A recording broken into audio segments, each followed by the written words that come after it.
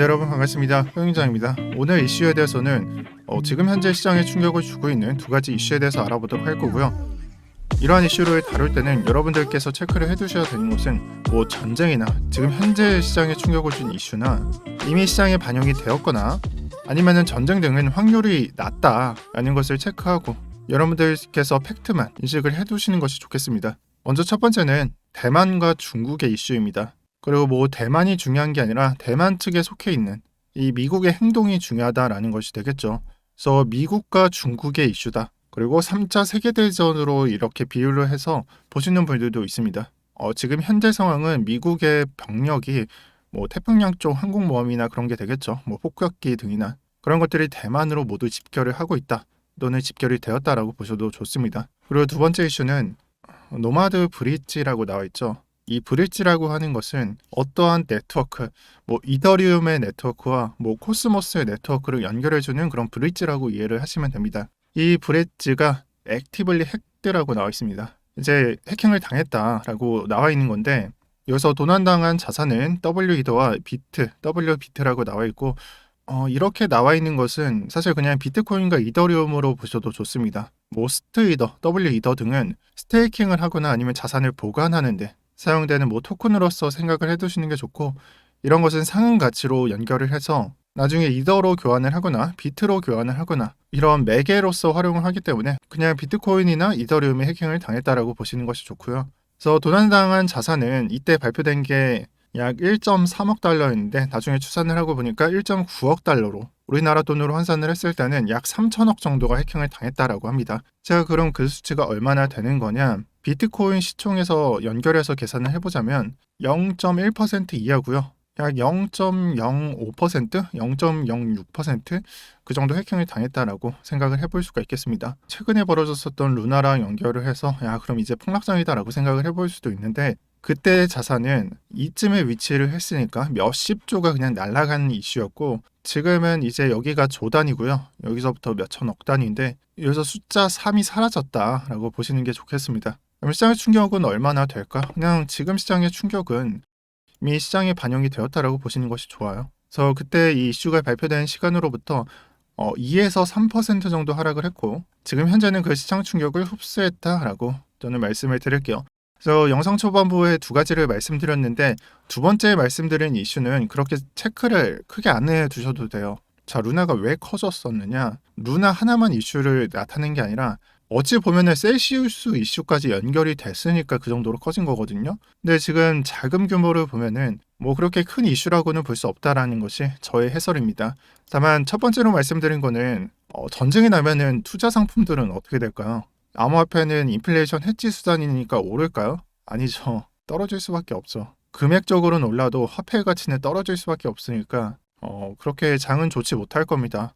생각을 해보세요. 나스닥이나 아니면 우크라이나랑 러시아랑 전쟁 이슈가 임박을 하고 또 러시아가 침공을 했을 때 우리들의 투자 자산이 어떻게 됐는지를 생각을 해보면은 그에 대한 해설은 간단하게 여러분들이 이해하실 수 있을 겁니다. 하지만 그 가능성은 낮고 전문가들은 말하죠. 이러한 것들은 다 쇼다. 이득을 챙기기 위한 싸움이 그냥 벌어지는 것이다라고 해설하는 것이 정설이고 나머지 가능성, 전쟁 가능성에 대해서는 조금은 염두에 두시는 게 가장 베스트입니다. 자, 이제 비트코인과 이더리움에 대해서 추가 매수를 실현할 수 있는 기회가 될 것이다 라고 말씀드렸던 구간이 나오고 있습니다. 지금 현재는 비트코인의 4시간봉 차트를 보고 있고 정말 끈질기게서는 5일선과 21선만 체크를 하고 있는데 이제 21선이 내려오는 모습이 보일 거예요. 제가 어제자 영상에서는 21선이 확연하게 꺾인 것이 안 보였는데 지금 21선도 하향세, 5일선도 하향세이기 때문에 앞으로는 그냥 하락 방향성을 확정짓고 보시는 게 낫겠다라고 생각을 하고요.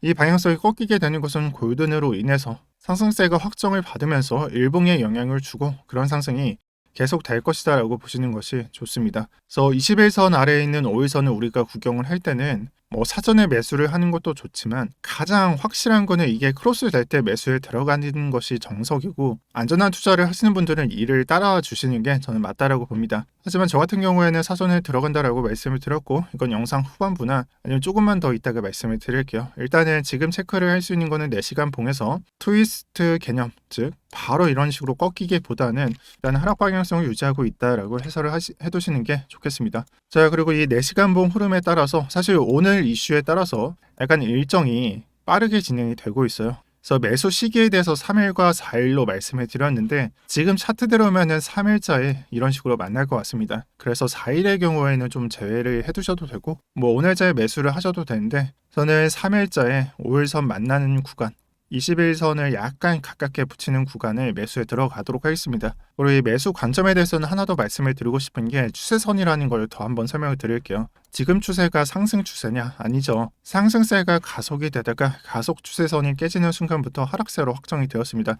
자, 그럼 새로운 추세가 여기서부터 또는 여기서부터 등장을 한다라고 말씀을 드리는데 추세선을 그을 때 가장 정석이 뭘까요? 라고 누가 물어본다면은 두 번째 추세선부터 긋는 게 가장 정석이다라고 다들 말을 해요. 그게 왜냐면은 이 부근부터는 추세가 새롭게 만들어지는 구간이 아니다라는 해설이 존재하니까 뭐 이 구간에서부터 그어도 되고 또는 고점에서부터 이런 식으로 그어도 됩니다. 뭐 두 가지 둘 다 하셔도 되는데 일단은 고점부터 이어서 보도록 하겠습니다. 자, 지금 현재는 이 선들 말고 상승 추세선 말고 하락 추세선을 그었을 때 아마 하락이 종결이 되는 것은 이러한 추세선이 가속이 되면서 여러 번 반복 말씀드렸지만 이 추세선을 깨면서 다시 상승 추세로 전환이 될 것 같다라고 말씀을 드릴 거고 이 구도는 이런 구도랑 똑같습니다. 자, 그래서 가격을 확인하고 우리가 들어갔을 때는 제가 봤을 때는 이 상승 분반 체크를 하면서 지금 현재 구간인 381 구간과 618 구간에서 매수를 하셔도 되는데 나는 관점상 상승을 확정받고 매수를 하고 싶으신 분들은 이 추세선을 상방 이탈하는 차트에 뭐 예를 들면 이런 식으로 상방 이탈을 할 때 그때 매수에 들어가셔도 됩니다. 저는 두 가지 둘 다 유효하다라고 말씀을 드릴게요. 저의 선택은 38이랑 618 구간 명확하게 차트에 나와 있잖아요. 제가 굳이 피보나치를 표현을 안 해도 618은 좀 더 위에 있겠죠. 뭐 이런 식으로 표현이 될 텐데 이러한 구간에서 사도 저는 괜찮을 것이다라고 생각을 합니다. 선택은 여러분들이 하시고 별 차이 안 날 것 같으니까 그냥 취향에 맞게 들어오시면 될 것 같습니다. 이때 들어가는 게 저는 총 비중에서 33% 비중을 확보를 할 거고요. 편의상 그냥 30%라고 보셔도 될 것 같습니다. 저 이번 장에서 알트코인들 투자를 안 해서 그냥 15% 비중하고 나머지 현금을 들고 있어서 그냥 15% 비중을 추가 매수를 하면 된다라고 말씀을 드릴 거고 나머지 나이가 뭐 70%를 들고 있어 뭐 80%를 들고 있어 하시는 분들은 추가 매수보다는 좀 안전자산 쪽으로 좀 이동을 해놓는 게 저는 좋다라고 봅니다. 이건 말씀을 드린 적이 없어서 따로 말씀을 드리지 않겠지만 전략상 틀린 점은 실시간으로 반영을 하셔야 되고 지금 구간이 아니라 반등이 올 때는 그러한 전략을 사용하시는 게 좋다라고 봅니다. 단적으로 예를 들면은 4, 5일 정도 잡코인장에 나왔는데 내가 탔었던 잡코인들이 하나둘씩 막 반등을 해요.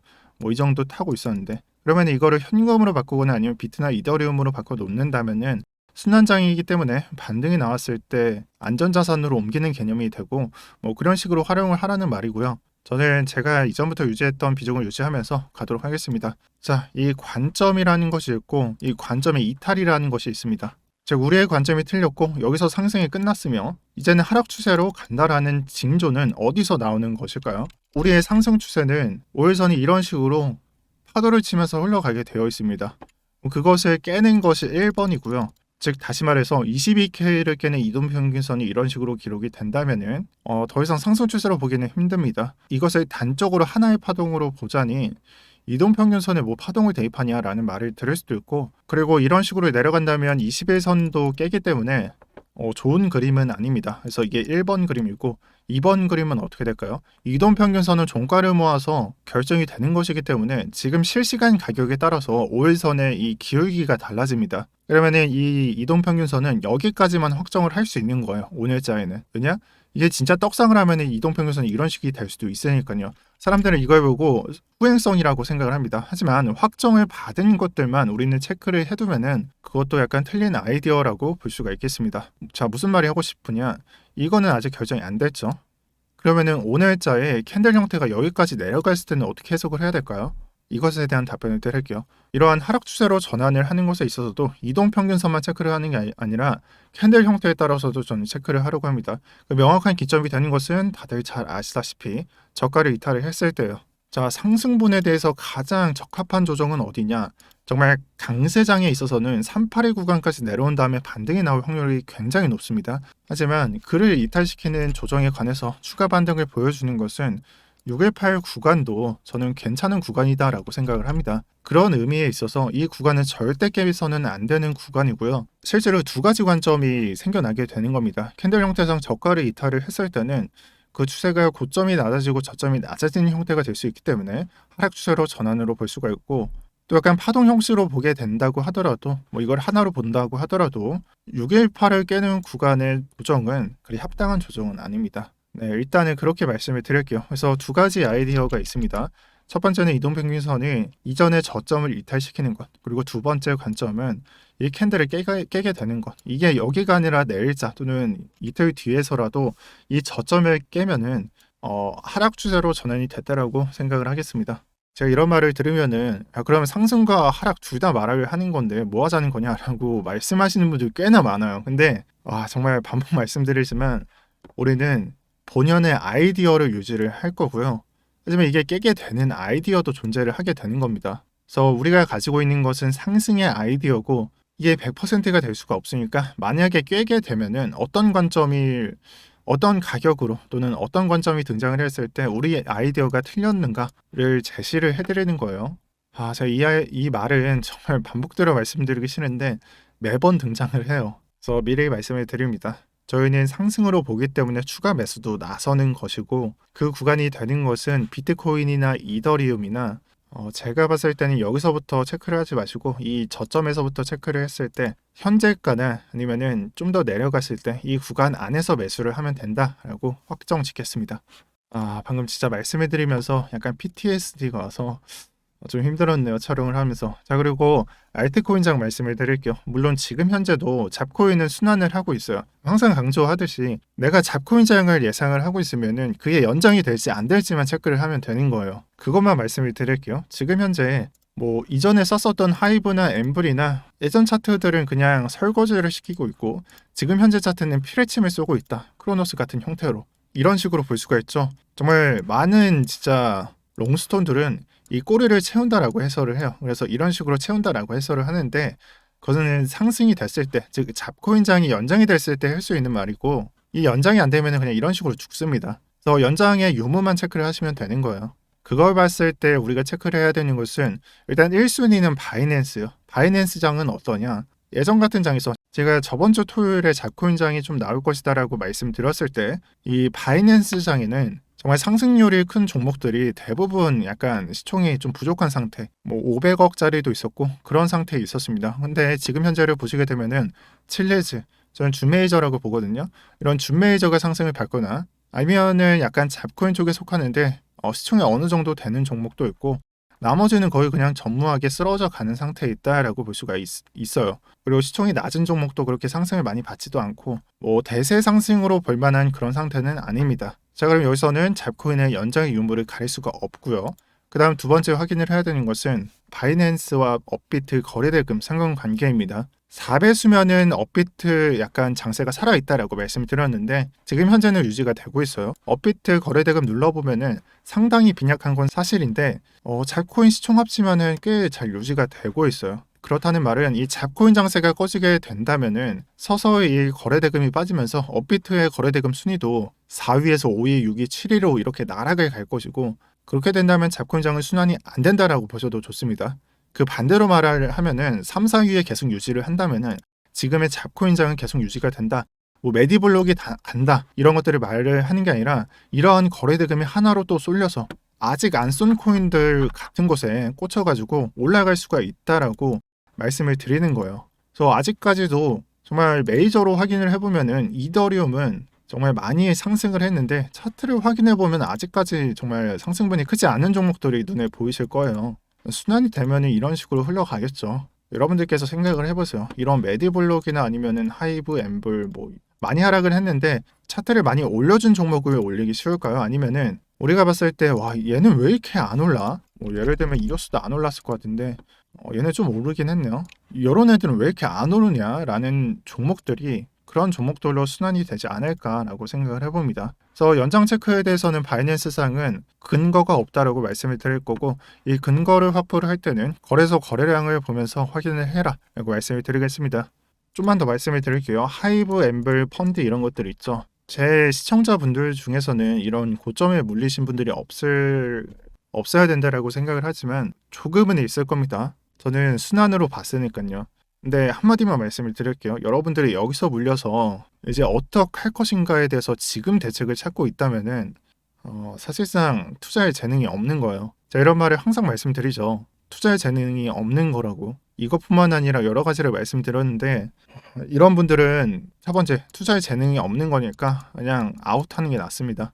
포기하는 게 낫고 나는 포기하지 않고 계속해서 시도를 하고 싶어 하시는 분들은 정말 매매 방법을 바꾸셔야 돼요. 잘 생각을 해보세요. 제가 업비트장을 왜 체크를 해야 되는가? 바이낸스 장에서는 24시간 체인지 눌러보면은 지금 현재 좀 많이 쏘고 있는 종목들이 보여요. 근데 자세히 보세요. 일일 거래대금에서 이런 종목들이 뭐 3, 4천억 또는 2, 300억이에요. 이거를 업비트하고 비교를 해보세요. 업비트에서 21% 올랐는데 거래대금이 200억밖에 안 나와. 무조건 3천억까지 올려가면서 상승분 크게 만들어야 되겠죠. 근데 바이낸스장 그렇지 않아요. 바이낸스는 잡코인이 쏠 때 업비트처럼 진짜 미친 듯이 거래대금이 불어나지 않아요. 이거는 제가 해석을 했을 때는 저희가 고칠 수 없는 약간 민족성이라고 생각을 하는데 근데 결과만 놓고 보면은 바이낸스가 맞거든요. 실제로 몇 개월 전에 뉴스에서 발표가 된 것으로 아는데 국내 투자자보다 바이낸스에서 투자를 하는 사람들이 이득이 높았다. 이런 투자 결과가 있었어요.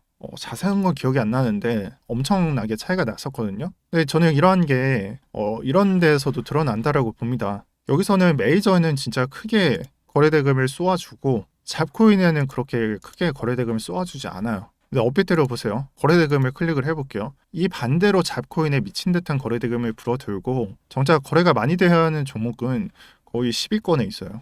투자 방법을 바꾸라는 제 말이 비합리적이진 않은 거죠. 그래서 잘 생각을 해보세요. 정말 1번이 아니라고 생각을 하시는 분들은 그냥 매매 그냥 반복을 해보세요. 여기 말고요. 이 잡코인장 말고 BTC장으로 가세요. 그러면은 이거의 한 10배 속도로 빠르게 깨달을 수 있어요.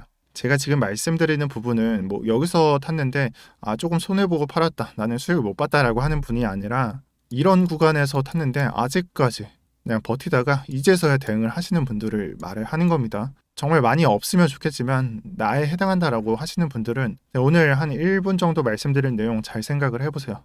자, 그리고 어제 영상에서 제가 차트 약간 교육 자료를 말씀드리면서 제 영상 말고 약간 멤버십에 올리면 어떨까라는 아이디어를 제공을 했는데 그렇게 해도 된다. 감사하다라는 댓글도 있었지만 사실 악플이 몇 개 보이더라고요. 욕만 하시는 분들도 있었어요. 그냥 욕만 하시는 분들도 있었고 한 3, 4명 정도. 그래서 제가 계속 생각을 해보고 있는데 이게 반발이 아예 없을 수는 없지만 싫어하시는 분들도 있어서 여기에는 안 올릴게요. 정말 모두들 그렇게 말을 합니다. 인생을 살아가면서 모두를 이끌 수는 없다고. 소수는 항상 존재를 하고 그들마저 챙겨갈 수는 없다라고 말을 합니다. 근데 그 말이 맞긴 한데 여기서 제가 고민을 하고 있는 거는 생각보다는 반발이 있는 것 같아서 좀 더 고민을 해보겠다라고 말씀을 드리고 싶네요. 아직까지 결정을 못했어요. 또 지금 현재도 아니고 9월부터 이제 실행을 하는 거고 제가 실제로 이 멤버십도 990원 가장 최저로 할 수 있는 그런 것들을 설정해서 하려고 했는데 반발이 있어서 약간 모르겠습니다. 그리고 다들 눈치채셨을지 모르겠지만 저 영상에 광고 안 걸어 놓습니다. 지금 현재 약 2년이죠. 제가 유튜브를 운영한 지. 이 2년 동안 유튜브 영상에 광고를 건 거는 딱 2가지 영상 외에는 한 번도 광고를 건 적이 없어요. 심지어 그 광고 영상도 실버 버튼이 너무 안 오길래 이게 돈을 좀 창출해야지 주나라고 해서 걸고 실버 버튼 받고 그 다음에 다음부터 안 건 거고요. 잘 모르겠네요. 저는 유튜브 광고를 안 걸어놓기 때문에 이 정도면은 괜찮을 거다라고 생각을 했고 심지어 이거를 거는 것보다 그냥 광고 하나 걸어놓는 게 수익이 더 큽니다. 그런데도 불구하고 이게 좀 아니라면은 좀 더 생각을 해보겠습니다. 자, 그리고 영상의 마지막 부분입니다. 제가 매번 강조를 하는 것들은 매번 표출이 돼요. 그것이 비트코인이나 이더리움 차트에서만 나오는 것도 아니고 알트코인 차트에서도 나오는 것들이고 그리고 이거는 사실 암호화폐라기보다 증시를 볼 때 또 주식을 할 때 확연하게 드러나요. 즉 정리해서 그냥 기본이 가장 중요하다라는 것을 말씀드리는 거예요. 근데 이 기본을 어디서 배우냐? 제가 방금 말씀드렸다시피 지금 일을 진행하는 데 약간 애로사항들이 있습니다. 많은 애로사항은 있는 게 아니라 여러 가지 고려해야 될 이런 변수사항들도 많고 이걸 그냥 다 무시하고 그냥 올리는 게 사실 그냥 최선이긴 한데 좀 더 생각을 해봐야 돼요. 그렇기 때문에 제가 이거 지금 제공해드리고 이런 식으로 말씀을 드려도 여러분들은 100% 이해를 할 수가 없어요. 그리고 많은 분들은 제 영상을 그냥 꾸준히 보시거든요. 근데 그러한 분들도 제가 봤을 때는 이해도가 한 50% 정도라고 저는 생각을 합니다. 왜냐? 제가 관점을 말씀드릴 때 이런 거 하나하나 변수가 어디 있는지 말씀을 안 드렸잖아요. 자, 그럼 변수가 뭐냐? 추세선은 이탈을 했는데 하단은 안 만들어졌어. 그러면 내가 여기서 하락 추세를 보는 게 맞는가? 그런 것들도 있고, 지금 내가 이 숏을 걸고 싶은데 이 지금 내가 들어가려고 하는 구간이 14시 25분 과매도 구간이야. 그럼 내가 들어가는 게 맞는가? 이러한 변수도 있고 정말 여러 가지가 되겠죠. 근데 이런 것들은 제가 교육 영상을 찍기 전까지는 100%로 만들 수는 없어요.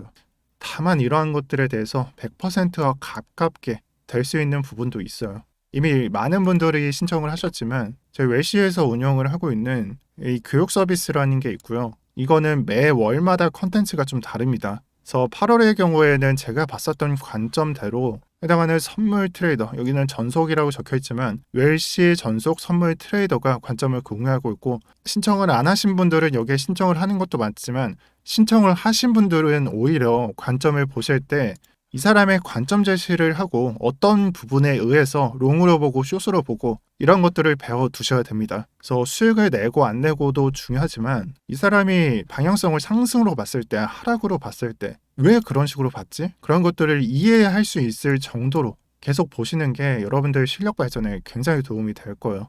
어차피 제가 기본부터 정말 처음부터 설명을 잘하는 편이 아니기 때문에 정말 기본적인 것들은 여기서 떼고 오셔야 돼요. 저는 일단 그렇게 생각을 하고 있어요. 이 지금 만드는 게 약간 딜레이가 될 수도 있다라고 생각을 하니까 대충 그림을 그려보면은 뭐 실력 발전에는 이런 레벨이라는 것이 없지만 이런 식으로 그려봅시다. 제가 예상을 했던 거는 정말 베이직한 거, 그 다음에 중급, 상급 이런 식으로 저는 생각을 했었는데 저는 원래 계획을 했을 때 여기서부터 여기까지 나아가려고 했었어요. 근데 기간이 딜레이 되면 딜레이 될수록 저는 시간이 촉박할 수밖에 없어요. 약간은 1번과 2번 사이부터 시작을 하는 것으로 저는 생각을 하고 있고, 이 단계는 어디서 배우냐? 저는 제 영상 시청하시는 분들, 또 제 교육 영상 보시는 분들은 여기서 먼저 받아가시는 게 좋다라고 말씀드리고 싶어요.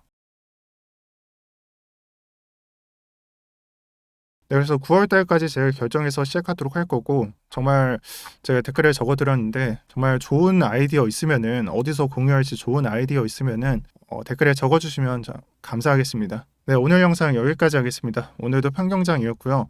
시청해주셔서 감사합니다.